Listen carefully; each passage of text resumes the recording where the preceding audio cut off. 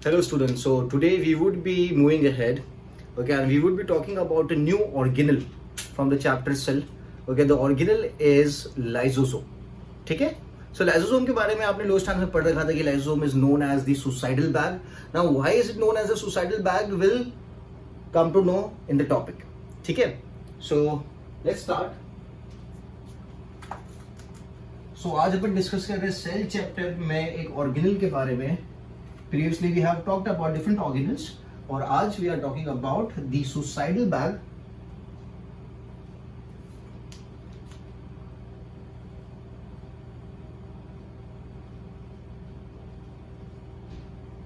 Suicidal bag या फिर we term it as lysosome.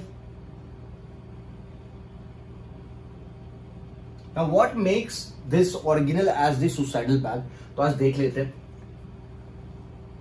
Now, lysosome was discovered by Christian de Douai.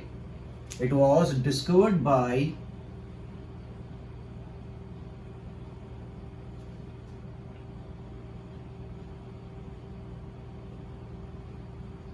the scientist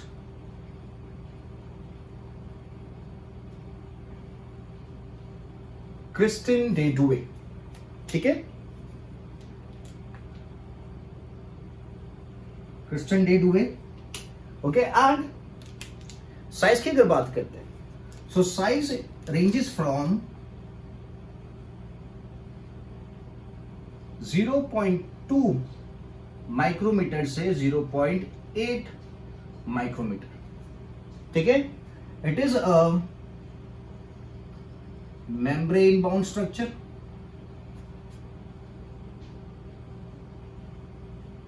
It is a membrane bound structure, single membrane bound structure to be more specific. It is a single membrane bound structure. ठीक है? And it consists of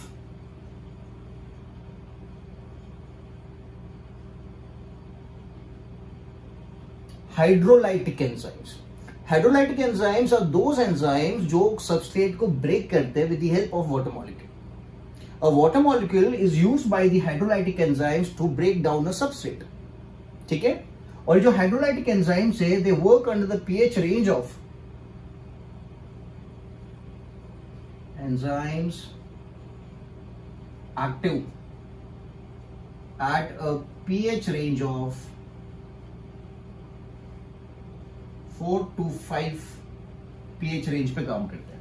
मतलब acidic medium पे काम करते हैं. Hydrolytic enzyme है plus acidic medium पे काम करते हो. They are also known as acidic hydrolase. The enzymes which are present inside the lysosome are also termed as acidic और the acid hydrolase. Acid hydrolase भी उन्हें कहा जा सकता है because they are hydrolytic enzyme as well as they are active at the acidic pH. ठीक है? So I repeat it once again. It is termed as a suicidal bag. Why? Because it consists of acidic hydrolase. It consists of enzymes which are able to digest things. Discovered by Christian de Douai. Size 0.2 millimicron to 0.8 micrometers. Single membrane bound structure. Hydrolytic enzyme. Enzymes active at a pH range of 4 to 5. That is the acidic pH. And that is the reason we term the organelle as that is the reason we term the enzymes as acid hydrolase enzymes. ठीक है? Presence की बात करते हैं. कहां कहां पे lysosome present है, कौन से सेल्स में प्रेजेंट है. तो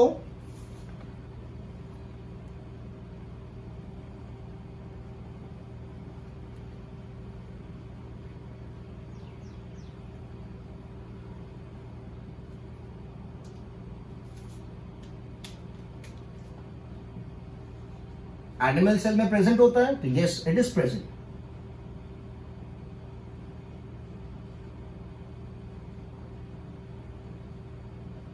एनिमल सेल में प्रेजेंट है बट मैच्योर आरबीसी में absent. This has to be remembered. क्या एनिमल सेल में प्रेजेंट है बट मैच्योर आरबीसी में क्या है, it is absent. Plant cell के पास प्रेजेंट है क्या? सो प्लांट सेल के पास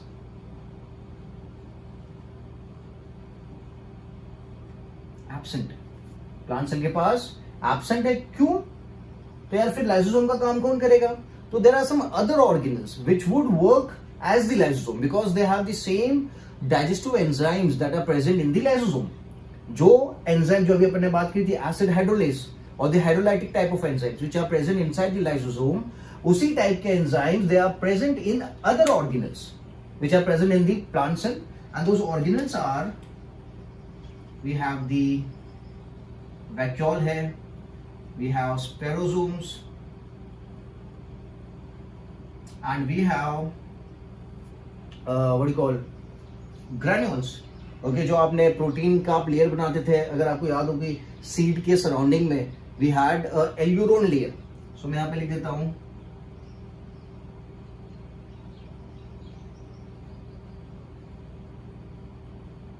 जो एल्यूरोन ग्रेन्यूल्स होते हैं ना उनके पास ये प्रेजेंट होता है, या फिर we can also put it as grains. ठीक है, तो याद रखना है कि प्लांट सेल में लाइसोसोम तो नहीं है, बट लाइसोसोम का function vacuole, spherosomes, aleurone grains करते हैं because they have the same type of enzymes which are present in the lysosome. Those are the acid hydrolase type of enzyme. ठीक है, simple and easy. So animal cell में present है but mature RBC में absent है. Plant cell में तो absent ही है but उसका रोल कौन कर रहा है? Vacuole, spherosomes and aleurone grains. ठीक है, so now moving ahead, what are this enzymes जिनकी बात मैं कर रहा हूं? सो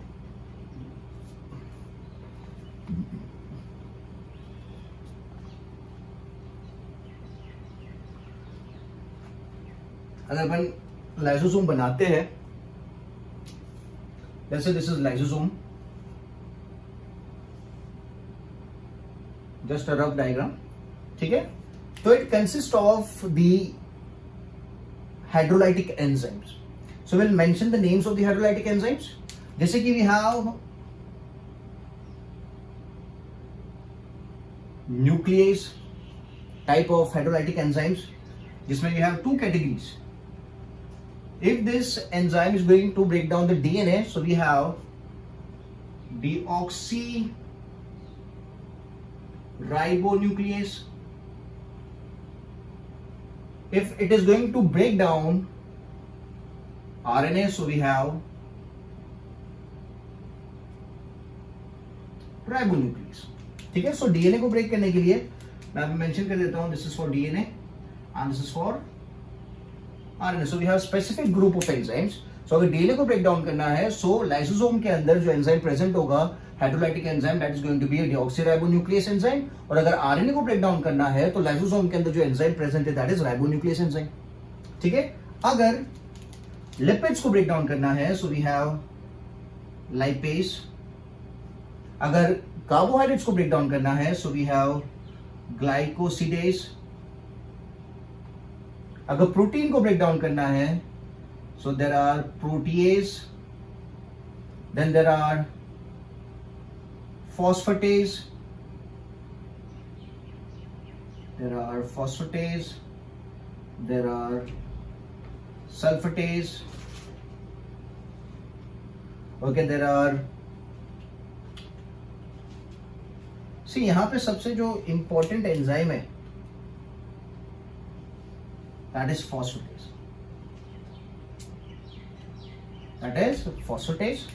ठीक है, वी हैव वन मोर. अच्छा, ये जो एंजाइम है इसका नाम आपने सुना होगा, lysozyme. Lysozyme is an antibacterial fluid.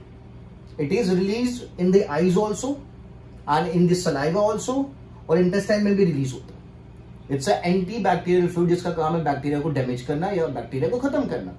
ठीक है, सो लाइसोजाइम प्रेजेंट है. And one more important enzyme is cathepsin. Okay, we have one more important enzyme that is cathepsin.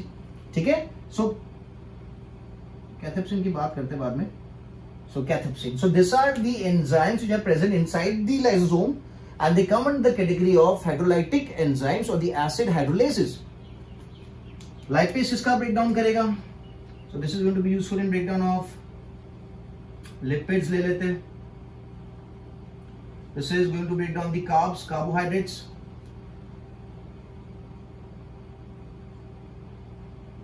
Proteins है, ठीक है, यहाँ पे मैं मेंशन करता हूँ this is anti bacterial fluid, anti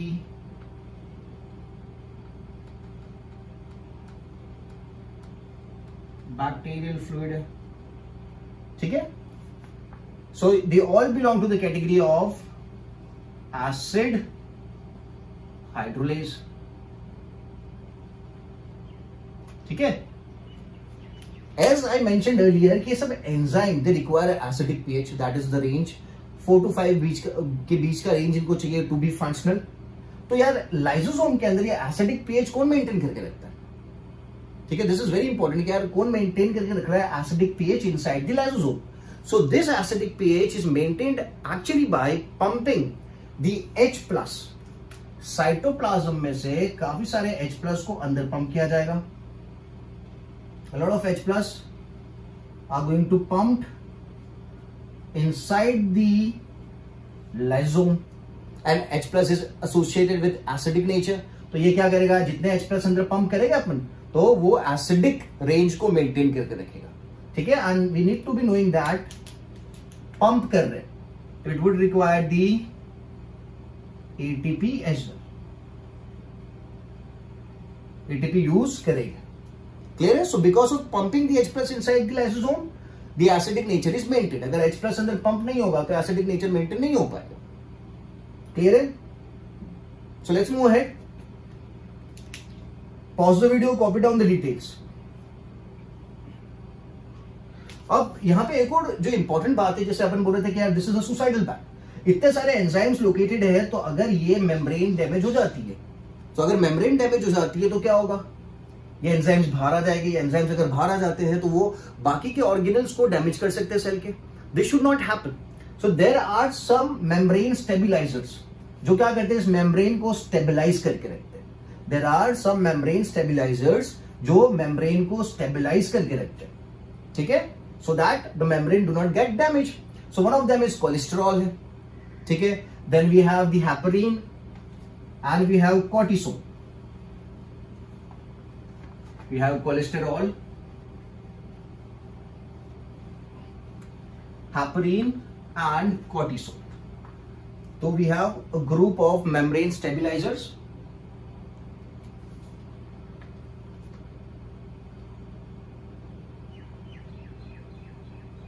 See जो membrane है यहाँ पे, that is going to be that bilipid layer. पता होगा ना आपको? Okay, it's going to have protein as well as the bilipid layers. So membrane stabilizers.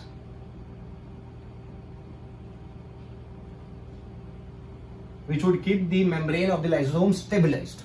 So they are cholesterol.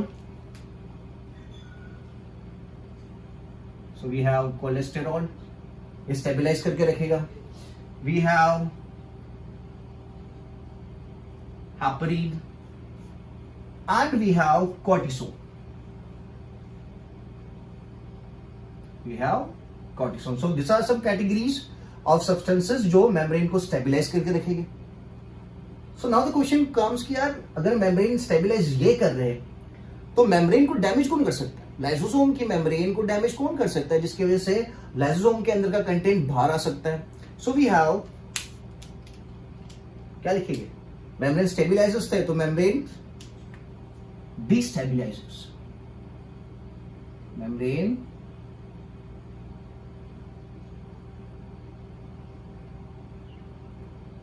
which would destabilize the membrane, which could lead to the enzymes coming out of the lysosome, damaging the whole cell.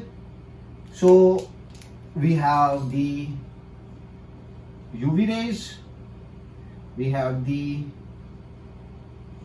X-rays, we have lipid soluble vitamins,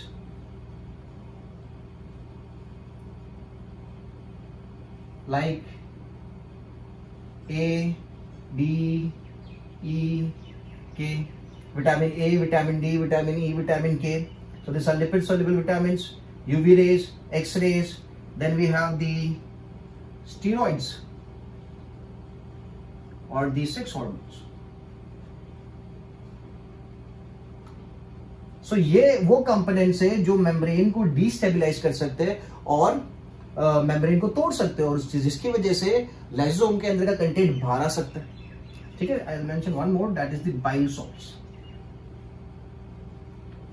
ठीक है, so this is very important from the competitive point of view कि membrane को stabilise करके कौन रखेगा और membrane को कौन सी चीजें डिस्टेबलाइज कर सकती हैं. सो स्टेबलाइज करने का काम करता है कोलेस्टेरॉल, कॉर्टिसोन एंड हेपरिन, और डिस्टेबलाइज करने का काम करता है UV rays, X rays, lipid soluble vitamin like A, D, E, K, steroids और the sex hormones and the bile salts. ठीक है, क्लियर है. So we have different types of lysosomes available. तो अभी मैं डिफरेंट टाइप्स ऑफ लाइसोसोम्स के बारे में बात करता हूं, ध्यान से सुनना, because this is very important.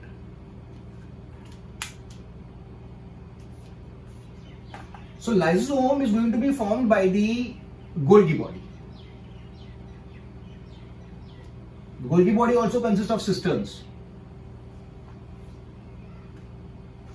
So the board is small, तो थोड़ा hodgepodge हो सकता है, but I'll try to make it as simple as possible. Let's say this is a cell. Okay, this is a cell. ठीक है, and I'll draw the Golgi body like this.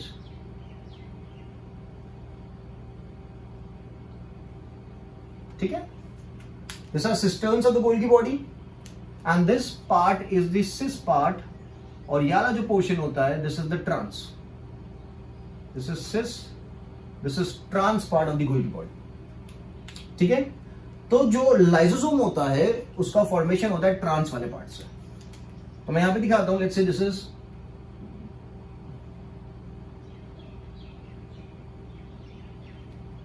a primary lysosome. Okay, we'll mention it here. This is a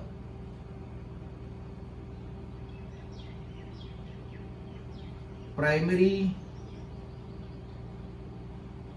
lysosome बोला जाता है. We can also term it as prolysosome, and we can also term it as virgin lysosome.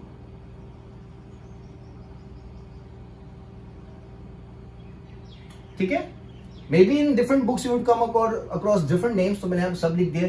We have the primary lysosome, we have the prolysosome, we have the virgin lysosome, which is produced by the trans part of the Golgi body. ठीक है, now what is it going to do? ध्यान से सुनना. Now when a food particle enters inside the cells, let's say there's a solid food particle, there's some food particle here, and it needs to get inside the cell. तो ये जो membrane होती है, इस membrane में एक invagination होगा. Invagination is there is a membrane going to get pinched off. तो इस तरीके से मेम्ब्रेन पिंच्ड ऑफ हो जाएगी. ठीक है, और ये जो फूड पार्टिकल है ये मेम्ब्रेन के इस तरीके से अंदर आ जाएगा, and then this is going to pinched off. ये अलग हो जाएगा यहां से. ठीक है, it got pinched off, ये अंदर की तरफ पूरा आ गया. This is known as the food vesicle. This is known as the food vesicle.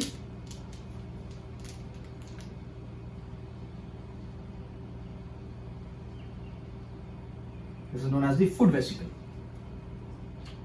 ठीक है, और ये जो प्रोसेस यहां पे हुआ कि फूड पार्टिकल अंदर एंटर हुआ, इनवेजिनेशन हुआ सेल मेम्ब्रेन का, this is known as endocytosis.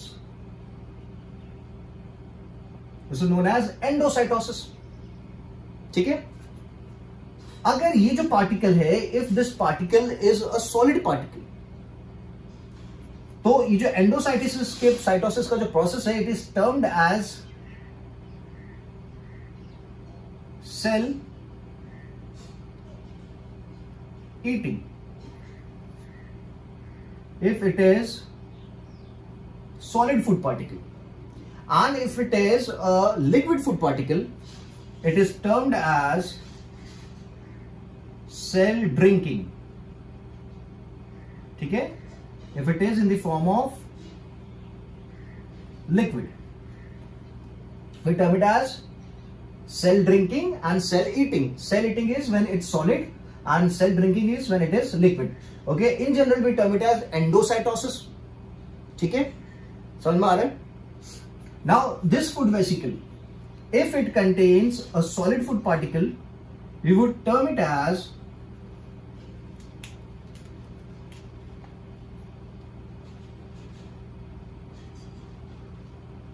phagosome. and if it contains a liquid food particle, we would term it as pinosome. We would term it as pinosome and phagosome.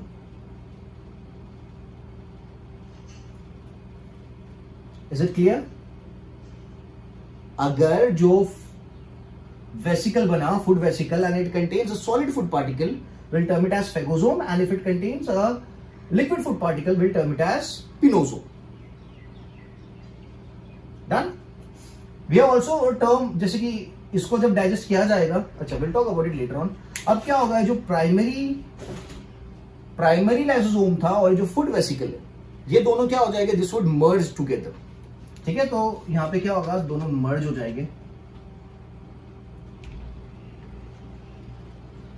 And when they would merge, they would result in formation of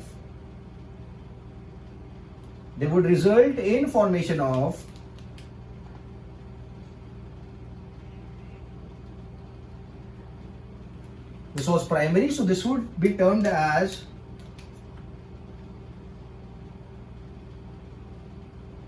secondary lysosome. This would be termed as secondary lysosome. ठीक है, या फिर we can also term it as heterophagosome. You can also term it as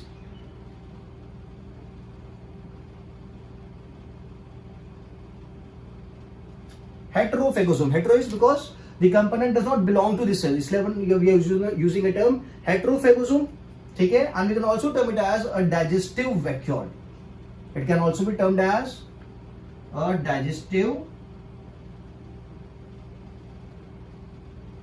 vacuole. Is it clear? समझ में आ रहा है?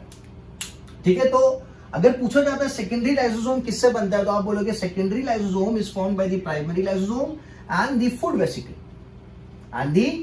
Vesicle. If the food vesicle consists a solid food particle, we'll term it as a phagosome, and if it contains a liquid food particle, we'll term it as the pinosome. Solid and liquid. ठीक है, so now the process of digestion is going to start. जो complex food material अंदर आया था, अब उसको lysosome के अंदर के एंजाइम्स क्या करेंगे, डाइजेस्ट करेंगे, ब्रेक डाउन करेंगे, फ्रॉम कॉम्प्लेक्स टू सिंपल बनाएंगे. ठीक है, so this is known as heterophagy. This process is known as हेटेरोफेगी.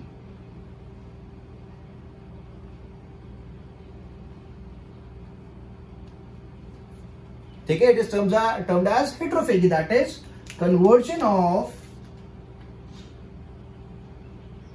complex food material into simple food material inside the lysosome, secondary lysosome, is termed as heterophagy.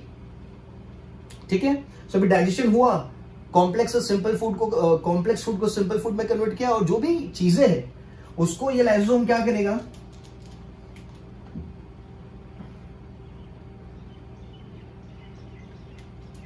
this lysosome is going to release all the simple formed material inside the cytoplasm. वो cytoplasm में release कर देगा जो भी simple चीजें थी. Okay, और अंदर क्या बच जाएगा, ओनली द कॉम्प्लेक्स मटेरियल और द वेस्ट, और द वेस्ट बचेगा खाली. तो क्या याद रखना है, सिंपल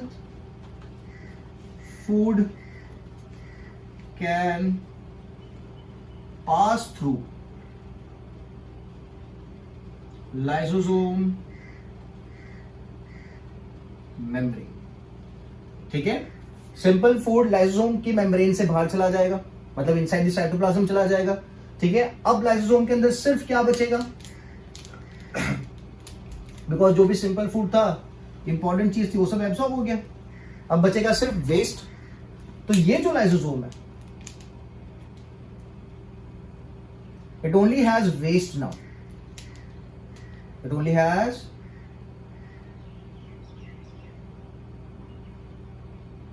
हैज वेस्ट. ठीक है, so this one is known as the residual vacuole. This is known as the residual vacuole. See, I will rub this down. ठीक है, आप कॉपी कर लेना पॉज करके. This is known as the residual vacuole.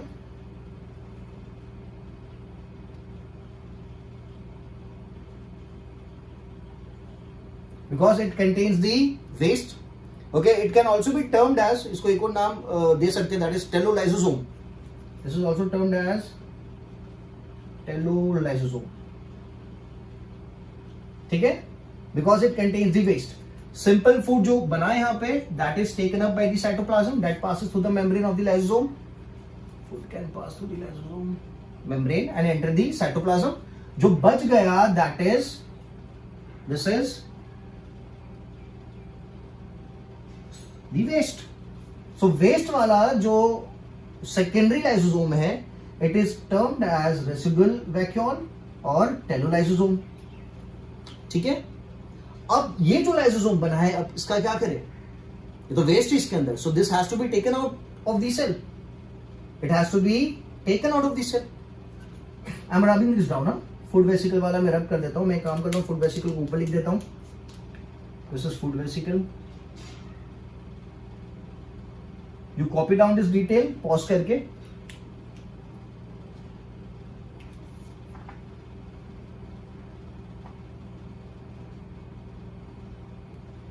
ठीक है, अब क्या होगा? ये जो रेसिडुअल वैक्यूल है,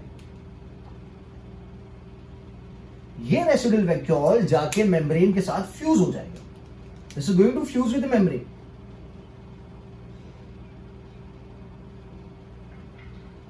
ठीक है, और इसके अंदर का जो भी वेस्ट कंपोनेंट था, ये सब सेल के बाहर आ जाएगा, क्योंकि इंपॉर्टेंट कंपोनेंट तो एब्जॉर्ब हो गया, साइटोप्लाज्म में चला गया. अब जो बचा है, that is the waste. So now that is going to be absorbed by the, I am sorry, that is going to be excreted out of the cell. Excrete हो रहा है, यहां पे अंदर जा रहा था. So we use the term endocytosis. यहां पे वेस्ट बाहर निकल रहा है. So we have a term that is exocytosis. This is known as exocytosis. It is also termed as cell vomiting. It is also termed as cell vomiting. जैसे cell drinking बोला था, वैसे cell vomiting भी है. And we have one more term.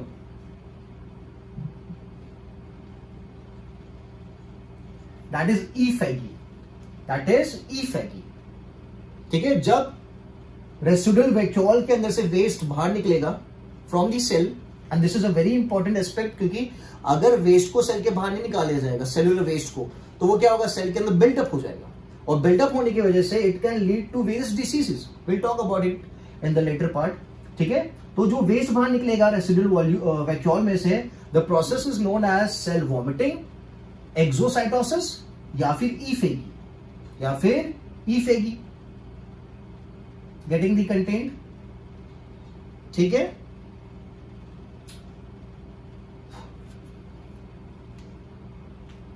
so this was the digestion of the food. Lysosome also has the ability to digest the cell organelles which are non-functional or which are affected or infected. They have that ability as well. So when they are digesting their own cell organelles, that is termed as autophagy. जैसे यहाँ पे I have used the term heterophagy, so that process is known as autophagy. Clear है? So आई रब this down. Video को pause कर लो और पूरा detail copy कर लो. मैं फिर से एक बार रिपीट कर देता हूं. Food vesicle, primary lysosome form secondary lysosome. We also term it as heterophagosome और digestive vacuole. Digestive enzymes present है, वो सब डाइजेस्ट करेंगे. कॉम्प्लेक्स फूड मटेरियल को सिंपल फूड मटेरियल में कन्वर्ट करेंगे, और जो सिंपल फूड मटेरियल है उसको साइटोप्लाज्म को दे देंगे through the cell, through the membrane. तो simple food can pass through the lysosome membrane. तो अब जो सिंपल फूड था वो आ गया साइटोप्लाज्म में, ऑर्गेनल्स अपने हिसाब से एब्जॉर्ब कर लेंगे. अब बचा क्या लाइसोसोम के अंदर? Only the waste. तो जो वेस्ट वाला लाइसोसोम है, that is termed as the residual vacuole और दी टेलोलाइसोसोम. ये रेसिडुअल वैक्यूल क्या करेगा? फिर से आएगा सेल मेम्ब्रेन के पास, और जो पूरा कंटेंट था अपना उसको बाहर निकाल देगा. This is known as exocytosis, cell vomiting, या फिर ईफेगी. ठीक है, चले आगे.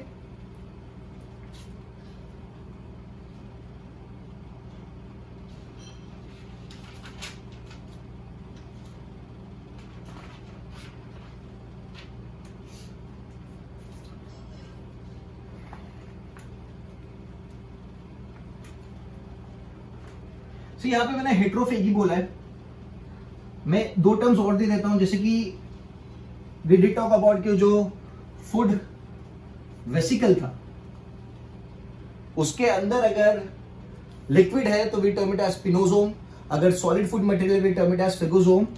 अगर सेल सॉलिड फूड मटेरियल को खा रहा है, okay, so that is termed as phagocytosis, that is termed as phagocytosis, okay.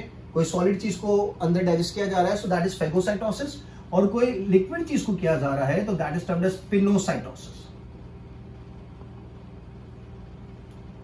This is cell eating, cell drinking, phagocytosis and pinocytosis, ठीक है। सो अभी मैं क्या बोल रहा था कि जो सेल होता है उसके अंदर let's say there is an organelle which is non functional, ठीक से काम नहीं कर रहा है, या इट हैज बिकम डेड, या it has become infected, okay. The lysosome they also work with the leukocytes, with the WBCs. WBCs are termed as the guard cells.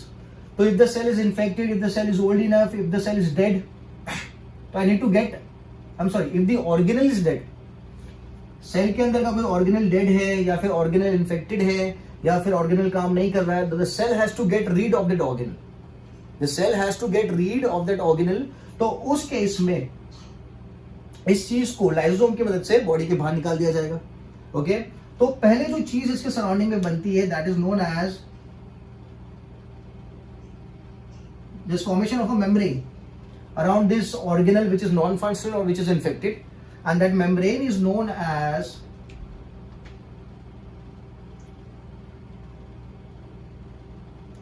isolation membrane. That membrane is known as isolation membrane, and once the isolation membrane is formed, फिर क्या होगा, जो primary lysosome था,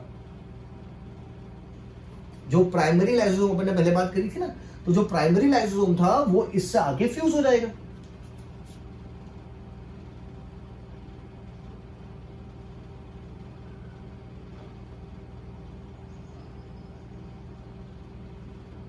इससे आके fuse हो जाएगा। As this organelle belongs to the cell itself, this is termed as autophagy.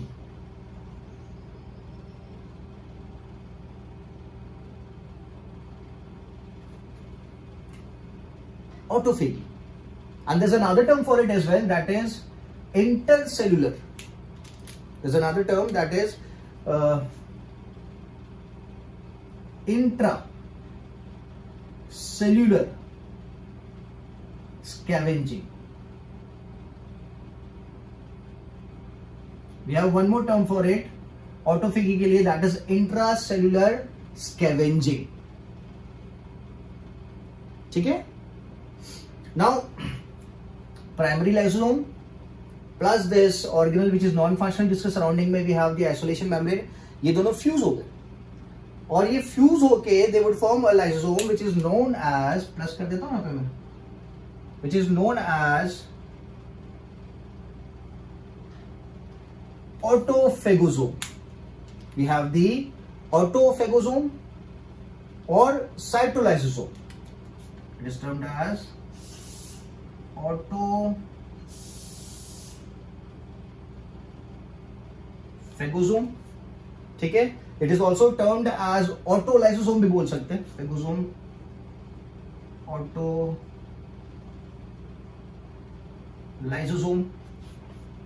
या फिर साइटोलाइसोसोम,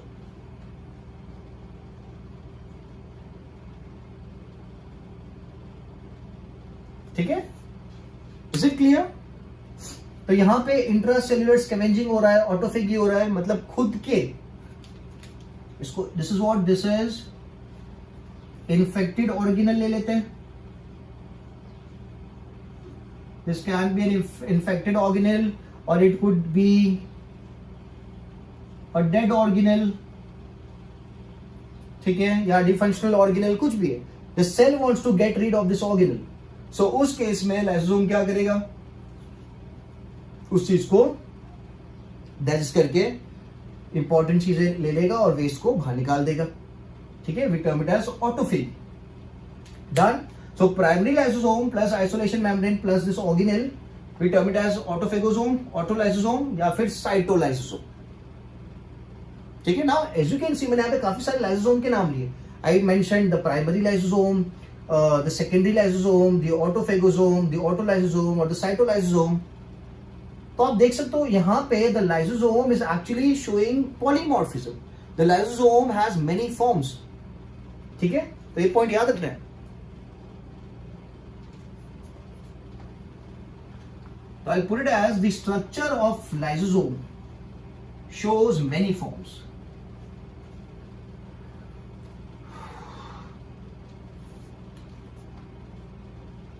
The structure of lysosome shows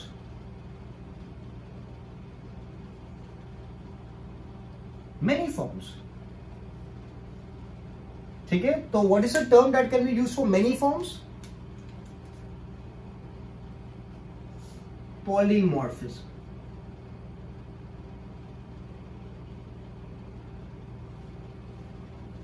आप बोल सकते हो lysosome shows polymorphism, lysosome exist in more than one forms.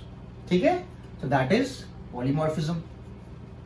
One more thing that has to be known as you keep growing, जैसे जैसे as बढ़ता जाता है, ठीक है, सेल के अंदर लाइसोसोम का प्रोपोर्शन भी बढ़ता जाता है। As you age the number of lysosome also increase and the other important organelles they decrease. जैसे माइटोकॉन्ड्रिया है उसका प्रोपोर्शन कम होता जाएगा, but lysosome is going to increase in number.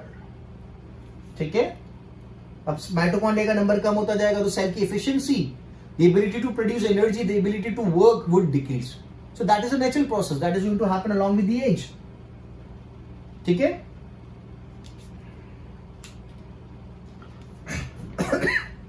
So function देख लेते हैं एक बार फिर से। तो फंक्शन में it deals with intracellular digestion,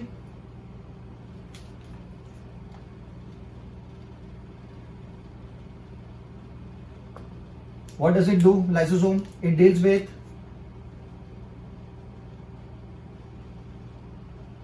intracellular digestion. Intracellular digestion is cell के अंदर जो ब्रेकडाउन हो रहा था दैट। सो इंट्रासेल्युलर में we can go for heterophagy and we have another that is intracellular scavenging, intracellular scavenging। ठीक है, another function it perform is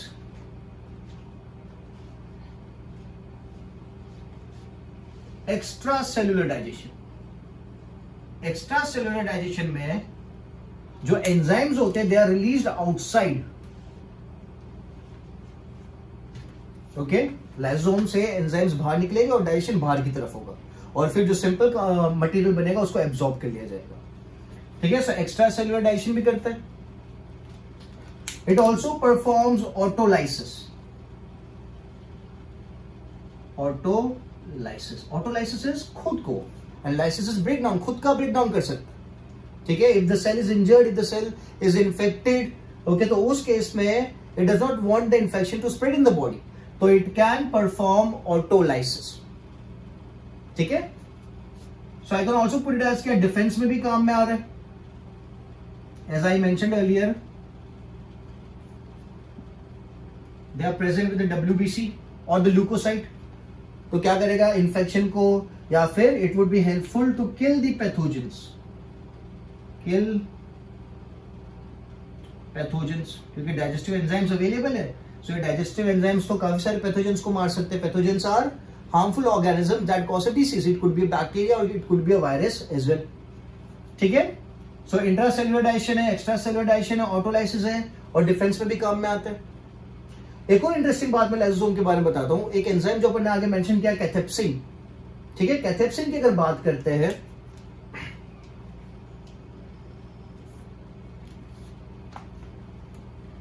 So cathepsin is actually associated with the metamorphosis of the frog.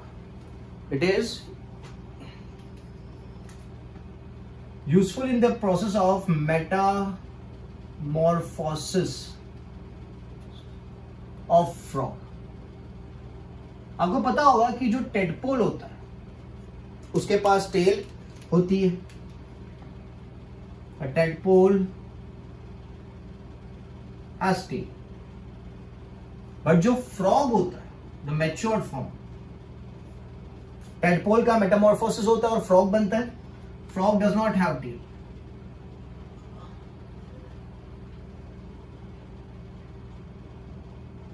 Tell absent.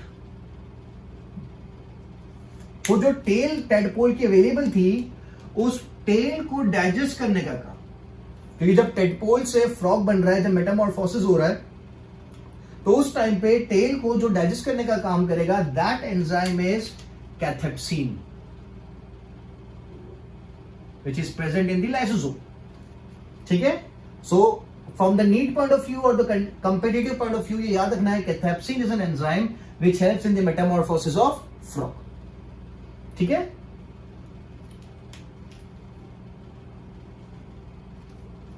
Now E-Phagy exocytosis अपन ने पढ़ लिया है.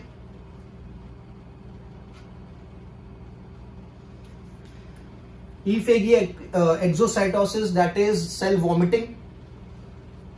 Now let's see, due to some abnormality, if E-Phagy is not taking place or exocytosis is not taking place,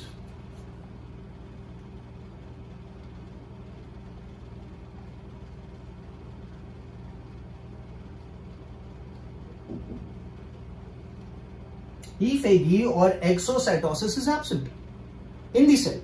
ठीक है. Cell vomiting जो अपन बोल रहे थे, इफ इट इज एब्सेंट, सो उस केस में क्या होगा, जो वेस्ट बनता था, जो अपन ने बनाया था रेसिडियल वैक्यूल या फिर टेलोलाइसोसोम, रेसिडुअल वैक्यूल जो बनाया था, वो वैक्यूल अपना वेस्ट सेल के बाहर रिलीज नहीं कर पाएगा. और जब वो रिलीज नहीं कर पाएगा तो रेसिडुअल वैक्यूल का नंबर सेल के अंदर बढ़ता जाएगा. The number is going to increase. So if E-Phagy or exocytosis is absent, there is build-up of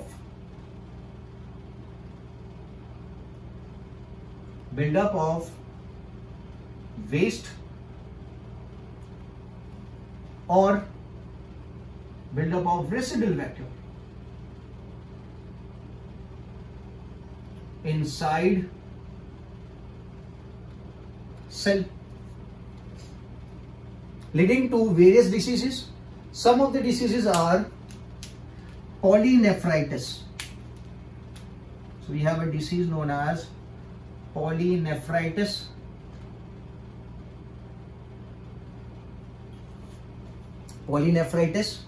Okay, and we have another disease that is hepatitis.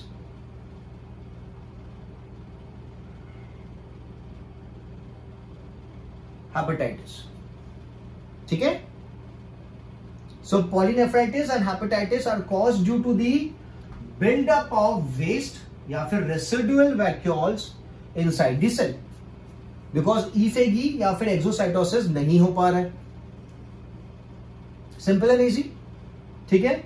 Now let's say यहाँ पे तो चलो exocytosis नहीं हो पा रहा है, but if due to some abnormality, if the lysosome do not consist of digestive enzyme, अगर लाइसोसोम के पास डाइजेस्टिव एंजाइम्स ही एब्सेंट है,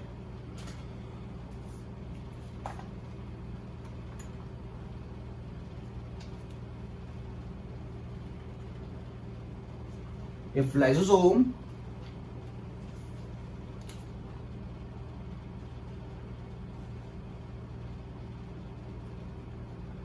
does not contain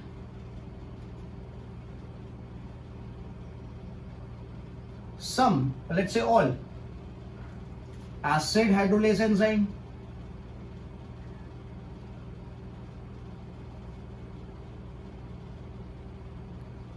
lysosome does not contain some or some acid hydrolase enzyme, तो उस case में जो substrate था substrate का breakdown नहीं हो पाएगा बिकॉज एंजाइम्स एब्सेंट है।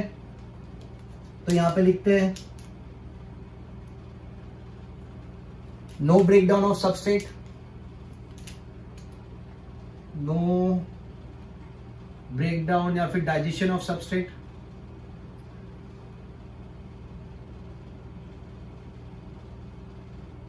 और the complex food, so this is going to lead to the buildup, क्योंकि ब्रेकडाउन नहीं हो रहा है तो वो सेल के अंदर क्या होगा, जमा होता जाएगा। बिल्डअप ऑफ सबस्ट्रेट लिख लेते हैं।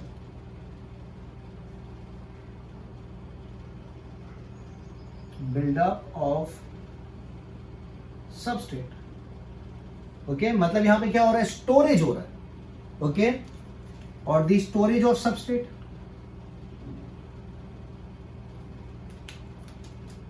because the substrates are not getting digested by the lysosome, because the lysosome does not contain some acid hydrolase enzymes, तो वो सबस्ट्रेट का सेल के साइटोप्लाज्म में बिल्डअप हो रहा है। इससे पहले वाले में मैंने क्या बोला था, वेस्ट का बिल्डअप हो रहा है। यहां पे मैं सबस्ट्रेट के बिल्डअप की बात कर रहा हूं, सबस्ट्रेट का बिल्डअप हो रहा है, ठीक है। तो वो सबस्ट्रेट क्या होगा, सेल के साइटोप्लाज्म में जमा होगा या फिर बिल्डअप हो जाएगा as a substrate. This leads to a disease which are termed as storage disease.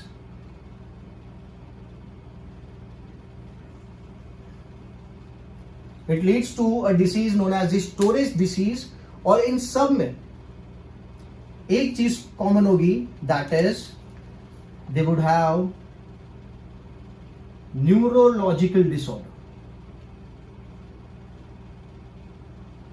जो भी स्टोरेज डिसीज होगी उन डिसीज में एक चीज सबसे कॉमन होगी, that is the neurological disorder. So we have some disease, जैसे कि there is a Farber's disease, there is a Farber's disease है, there is Tay-Sachs disease,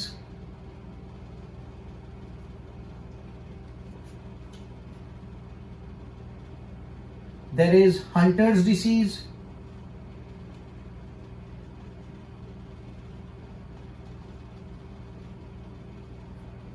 there is Hurler's disease,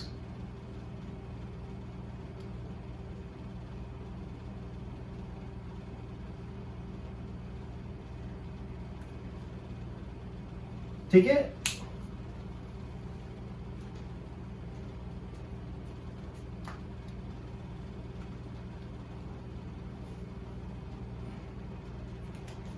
Hurler's disease,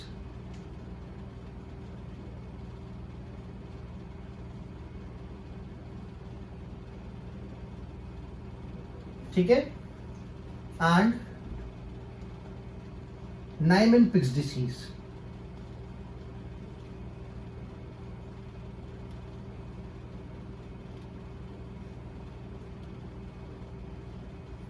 ठीक है।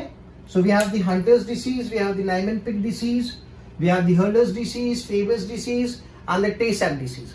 ये जितने भी disease मैंने यहाँ पे मेंशन करी है, इन सब में there is one thing common, that is they have neurological disorders, they have the neurological disorders, ठीक है। So we have the Farber's disease, Hurler's disease, Hunter's disease, Niemann-Pick's disease, and the Tay-Sachs disease.